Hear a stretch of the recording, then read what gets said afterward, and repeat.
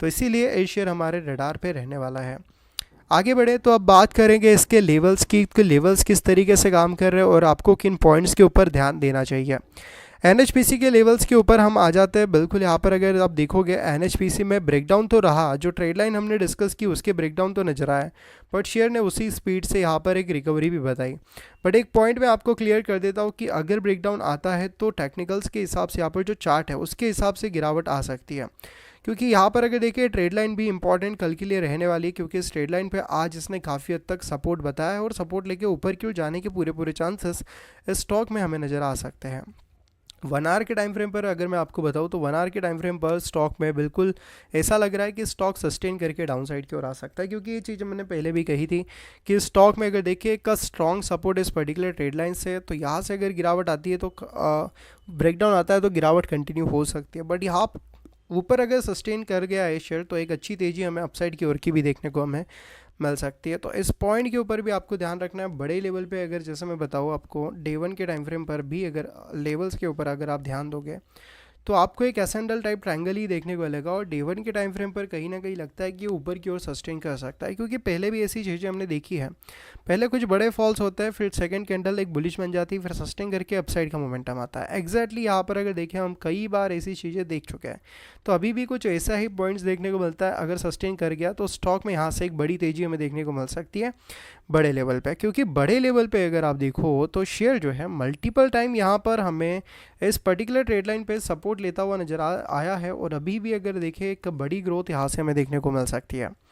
बात करेंगे हमारे नेक्स्ट स्टॉक की। नेक्स्ट शेयर जो है एस तो एस की अगर हम बात करें एज अ 5 मिनट के टाइम फ्रेम पर, तो 5 मिनट के टाइम फ्रेम पर बिल्कुल स्टॉक सपोर्ट लेता हुआ ऊपर की ओर जा रहा है, और वही अगर बात करें 1 आवर के टाइम फ्रेम पर तो एक स्ट्रॉन्ग सपोर्ट्स भी नज़र आते हैं। वही अगर बात करें डे 1 के टाइम फ्रेम पर आपको क्लियर हो जाएगा कि इसमें भी कुछ एसेंडल टाइप ट्रायंगल ही बन रहा है, और जिसका अगर देखें ऊपर से स्टॉक में अगर आप देखोगे तो एक स्ट्रॉन्ग रेजिस्टेंस यहाँ पर इसने फेस किया, और अगर ब्रेकआउट अपसाइड की ओर मिलता है तो एक बड़ी तेज़ी हमें अगेन देखने को मिल सकती है, क्योंकि बड़े लेवल पे भी एक एसेंडल टाइप ट्रायंगल ही शेयर में जो है बन रहा है।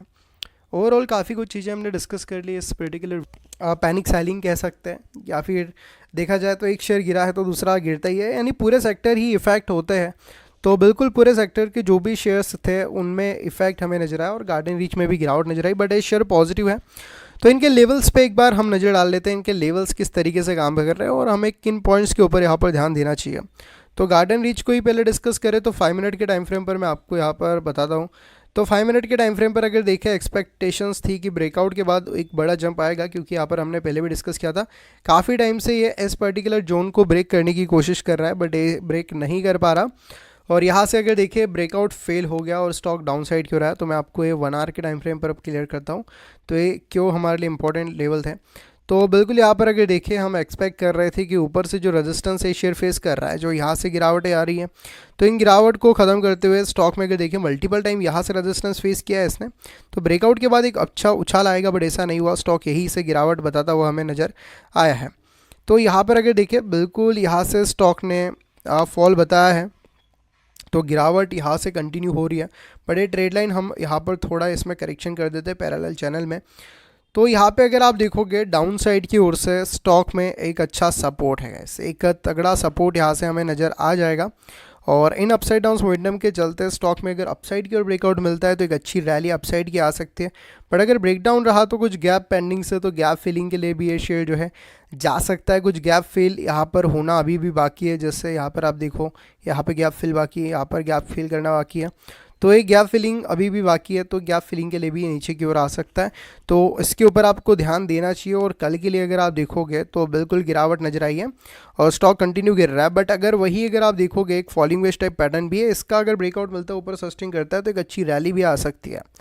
तो थोड़ी बहुत रिकवरी में स्टॉक भी बढ़ने की कोशिश यहाँ पर करेगा ही करेगा। बात करते हैं हमारे नेक्स्ट स्टॉक की, जिसका नाम है Mazagon dock ship builders limited. Share में बिल्कुल यहाँ पर फॉल देखने को मिला।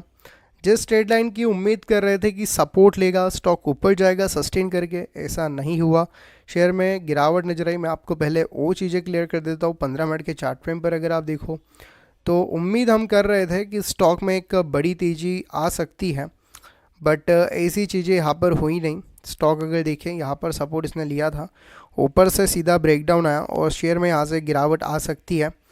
और बिल्कुल एग्जैक्टली वो चीज़ यहाँ पर देखने को मिल भी रही है। और 1 आवर के टाइम फ्रेम पर भी अगर मैं आपको बताऊँ तो 1 आवर के टाइम फ्रेम पर भी अगर आप देखोगे तो एक स्ट्रॉन्ग सपोर्ट था इस पर्टिकुलर रेंज पे, और इस रेंज को अभी ब्रेक करता हुआ नज़र आ रहा है। तो फॉल जो है थोड़ा बहुत कंटिन्यू होगा, 4600 तक आने की ये शेयर जो है कोशिश कर सकता है। तो इस पॉइंट के ऊपर आपको ध्यान देना चाहिए। तो कल के लिए भी वेट करेंगे कि स्टॉक में गिरावट कंटिन्यू होती है या नहीं। बट लेवल्स की बात की जाए तो यहाँ पर अगर देखोगे तो कल आपको ये ट्रेड लाइन के ऊपर ध्यान रखो, अगर ब्रेकडाउन यहाँ से कंफर्म हो जाता है तो स्टॉक में यहाँ से गिरावट आ सकती है, गिरावट जो है कंटिन्यू यहाँ से हो सकती है। तो ये रेंज अगर ब्रेक कर दी स्टॉक ने तो यहाँ से गिरावट कंफर्म है। बट अगर ऊपर की ओर ब्रेकआउट मिला तो स्टॉक में एक अच्छी रैली अपसाइड की ओर की भी देखने को मिल सकती है। बट आज तो क्रैश की जैसी सिचुएशंस क्रिएट हुई है, तो देखेंगे आगे स्टॉक्स में क्या होता है।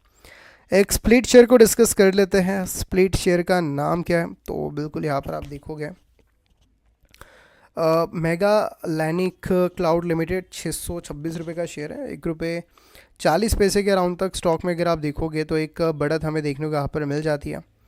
और कंपनी की ओर से अगर आप देखोगे एक स्प्लिट का अनाउंसमेंट दिया जा रहा है, 10:2 का स्प्लिट 26 जुलाई 2024 से बिल बाय करोगे इसका बेनिफिट मिलेगा, यानी दो शेयर जो है 10 शेयर में टूटते हुए नज़र आपको आ सकते हैं।